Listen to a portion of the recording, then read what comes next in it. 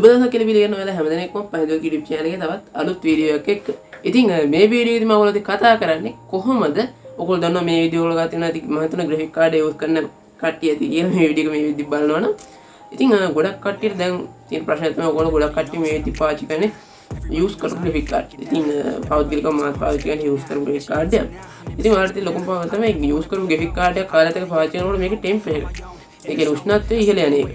ඉතින් ගොඩක් කට්ටිය තියෙනවා තමයි GTX 560 460 වගේ කාඩ් ඒ වගේම තමයි AMD R9 290 R7 270 R9 380 වගේ ලොකු AMD කාඩ් RS 480 RS 570 වගේ කාඩ් එක තියෙනවා නිතරම මේ ටෙම්පරේචර් එක සමහර කාඩ් තියෙනවා හිතා ගන්න විදිහට ඉහළ ගගයක් යනවා උඩ ටෙම්ප් එක 70 වන්නල යන වෙලාවල් තියෙනවා. ඉතින් මේ විදිහට ටෙම්පරේචර් එක පැන් නැත්නම් අපිට මේක පයින් එක නවත්ත ගන්න බැරිද? මේක කන්ට්‍රෝල් කරන්න බැරිද?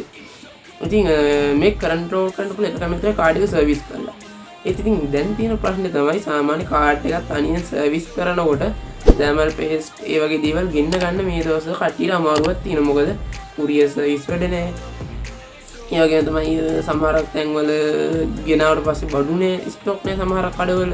ඉතින් ওই දේවල් එක සහ සමහර කාඩ් වල ටෙම්ප් එක ලිමිට් කොච්චර ගියා හදන අමාරු කාඩ්. ඒ කියන්නේ chip එක overheat වෙන කාඩ්.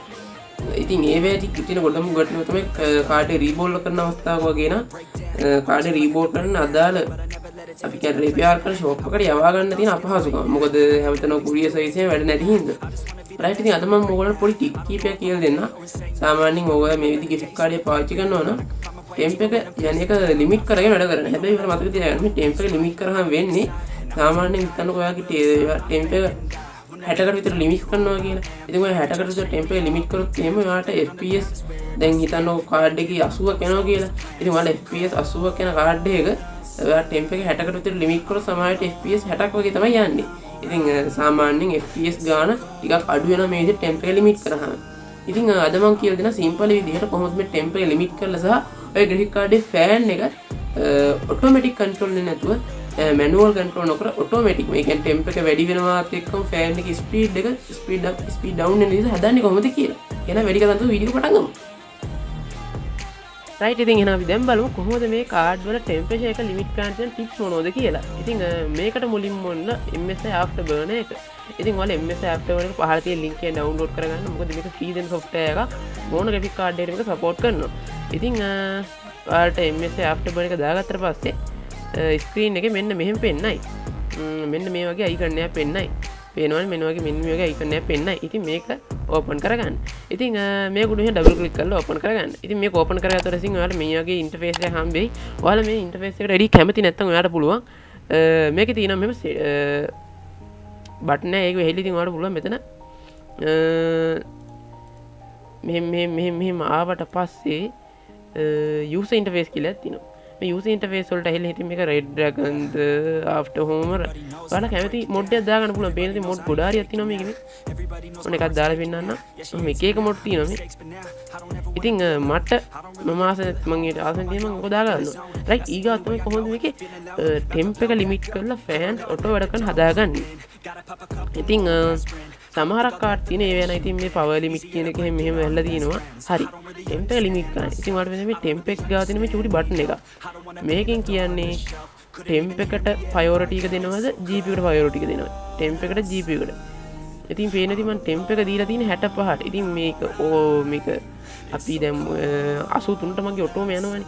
ඉතින් මම ඒක අයින් කරලා ගියාම මට පුළුවන් මේක 65ට දාගන්න. ඉතින් 65ට දැම්මට පස්සේ වෙන්නේ මේ priority කියන එක අනිවාර්යයෙන් ඔයගොල්ලෝ temp එකට දාන්න. මොකද temp එකේ priority එක වැඩි වෙන්න මේ priority එක කියන එක දුන්නාට පස්සේ වෙන්නේ temp එකේ උෂ්ණත්වය වැඩි වෙන ෆෑන් වල වේගය වැඩි අරගෙන ඉන්න. ඉතින් ඒක කොහොමද හදාගන්නේ? ඔයාලට වෙන්නේ මේ ෆෑන් ස්පීඩ් කියලා තියෙනවා. මේ ෆෑන් ස්පීඩ් කියන එකේ මේ ඔටෝ කියන එක දාන්න අමතක කරන්න එපා. හරි මේ ඔටෝ කියන එක දාලා ඊගාට තියෙන ඉතින් තමයි ඔයාලා පුළුවන් තරම් මෙන්න මේ ඔටෝ කියන එක දාගෙන තියාගන්න. ඔටෝ කියන එක තමයි රතු පාට වෙනවා. ඊට පස්සේ ඔයාලා ඒ කියන්නේ settings වලට. එතකොට මේ fan එකේ settings තමයි අපිට යන්න වෙන්නේ. ඔයාලට fan කියලා තියෙන්නේ. මෙතන මේ ඇවිල්ලා දාගන්න enable user defined software automatic fan control කියන එක. මේක දීලා user firmware and control mode එක දාගන්න. මේකත් දාලා ඔයගොල්ලෝ මෙතන තියෙන නේද මේ fan එක කරගෙන ස්පීඩ් එක. ඔයාලට මෙන්න මේ ප්‍රස්ථාරයක් තියෙනවා. මේ ප්‍රස්ථාර මේ පැත්තේ තියෙන සෙල්සියස් අංශක. සහ මේ පැත්තේ ඒ කියන්නේ මේකේ x අක්ෂයෙන් කියන්නේ c උෂ්ණත්වය කියන්නේ y අක්ෂයෙන් කියනවා ෆෑන් කන්ට්‍රෝල් ෆෑන් එකේ ස්පීඩ් එක. හරි. ඉතින් ඔයාලා කරන්න ඕනේ මේ x අක්ෂය තියෙනවානේ. x අක්ෂයෙන් කියන්නේ උෂ්ණත්වයනේ. එතකොට උෂ්ණත්වය තමයි දැන් මේ කාඩේ තියෙන උෂ්ණත්වය ටෙම්ප් එක 100ට අපි හිතමුකෝ 36 කියලා ටෙම්ප් එක ඔන්න තියෙන 36 කියලා තමයි තියෙන්නේ. දැන් කාඩේ ටෙම්ප් එක 36 මගේ. හැබැයි 36 කට දැන් මම කාඩ් එක කරගෙන ස්පීඩ් එක ඇවිලිටි වෙනස්. කාඩ් එක 36 තියෙනවනම් මම කරගෙන දීලා තියෙන්නේ ෆෑන් එක 70 ගණන් වලට වගේ යනවා. මොකද මේ හරියට වගේ 70 ගණන් කියන්නේ 70. ඉතින් ඔයාලා මේ විදිහට හදා ගන්න. ඉතින් ඔයාලට පුළුවන් මේ ඊතල එක එක වෙනස් කරලා දාන්න. ඒ වගේ තමයි ඊතල ඇඩ් කරන්න පුළුවන් මේ විදිහට.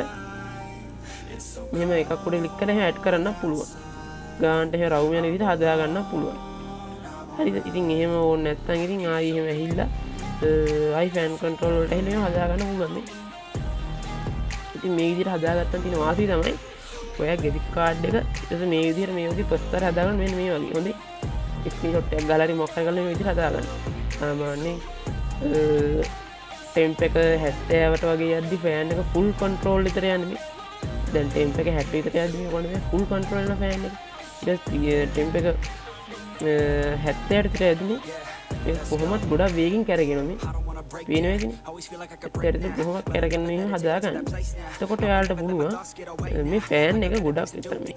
අයි පාවිච්චි කරනකොට පේනදී ෆෑන් එකේ සාදේ එතකොට ඔයාලට එහෙම මේක පාවිච්චි කරනකොට. ඉතින් ඔය විදිහට ඔයාලට පුළුවන් මේක හදාගෙන පාවිච්චි කරන්න.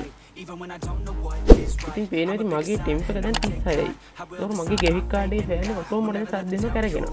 ඉතින් මේ විදිහට පුළුවන් ඔයගලන්ට ඔයගලගේ ගෙෆික් කාඩ් එකේ ෆෑන් එක ඔටෝම වැඩ ගන්න හදා ගන්න ඔයගලන් ටෙම්ප් එක ගන්න. මොකද මේ දවස් පුළ දන්නවා කාඩ් රිපෙයාර් කරන්න ගියත් සමහරවිට බඩු නැති හින්දා. ඉතින් මේ විදිහට ඔයගලන්ට පුළුවන් ඔටෝමැටික්ලි ෆෑන් එක වැඩ කරන්න හදා ගන්න. ඔයගලගේ ගෙෆික් කාඩේ මේ විදිහට ඕවර්හීට් වෙනවා. ඉතින් මේකේ තියෙන ප්‍රශ්න තව එකක් තමයි පොන්චි දෙයක් කියනවා ගේම් එකක් ගහනකොට දැන් හිතන්න ඔයා ටෙම්ප් එක 80 ටෙම්ප් එක ලිමිට් කරන්න කලින් මෙයා මොකක් හරි ගේම් එකක් ගැහුවා. එතකොට මේ ගේම් එකේ ගියා කියලා හිතනකො FPS 100ක් විතර.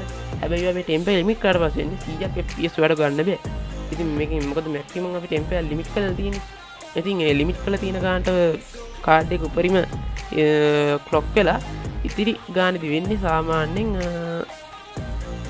පුළුවන් තරම් කාඩ් එක අඩු ගානකට යන්නේ. ඒ කියන්නේ FPS ගාන අඩු වෙනවා සාමාන්‍යයෙන් 100ක් තිබ්බනම් දැන් FPS 80ක් විතර තමයි යන්නේ. ඉතින් FPS කවුන්ට් එක බලන්න. ඉතින් ඔයාලගේ කාඩ් එක ගොඩක් කල් පාවිච්චි කරන ආදරයෙන් ඉන්නවා නම් ඉතින් ඔයාලට මේ ටෙප් එක පාවිච්චි කරන්න පුළුවන්. ඉතින් මම හිතන මේ වීඩියෝ වලට ප්‍රයෝජනවත් වෙන්න ඇති කියලා. ඉතින් මේ වගේ වීඩියෝස් දෙක තමයි අපේ channel එක subscribe කරලා ඉක්තු වෙන්න. එහෙනම් ඉතින් මේ වීඩියෝ හොඳ නැත්නම් තාත්තට බලන්න share කරන්න. එන හැමෝටත් අලුත් වීඩියෝ එකකට ඔයාලට සුබ දවසක්.